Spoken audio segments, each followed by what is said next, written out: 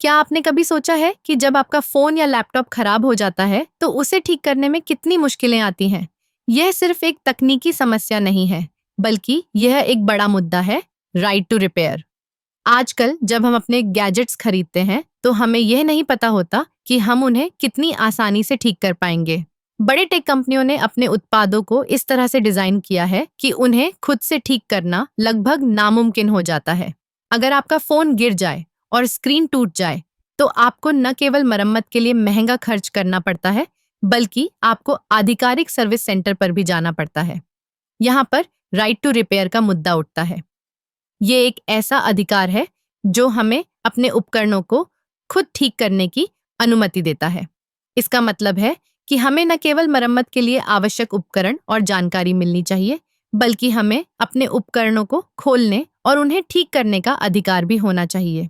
बड़े टेक कंपनियों का तर्क है कि अगर हम अपने उपकरणों को खुद ठीक करने लगे, तो यह सुरक्षा के लिए खतरा बन सकता है। लेकिन क्या यह सच है? क्या हम अपने उपकरणों को ठीक करने के लिए सिर्फ एक तकनीकी ज्ञान की कमी के कारण मजबूर हैं? दुनिया भर में कई लोग इस अधिकार के लिए लड़ रहे हैं। अमेरिका में कुछ राज्यों ने पहले ही कानून बनाए हैं जो उपभोक्ताओं को अपने उपकरणों को ठीक करने का अधिकार देते हैं। भारत में भी हमें इस दिशा में कदम बढ़ाने की आवश्यकता है। जब हम अपने उपकरणों को ठीक करने की बात करते हैं, तो यह केवल एक व्यक्तिगत अधिकार नहीं है, बल्कि यह पर्यावरण के लिए भी महत्वपूर्ण है। जब हम अपने पुराने उपकरणों को फेंकने के बजाय उन्हें ठीक करते हैं, तो हम इलेक्ट्रॉनिक कचरे को कम करते हैं। इसलिए हमें इस लड़ाई में शामिल होना चाहिए।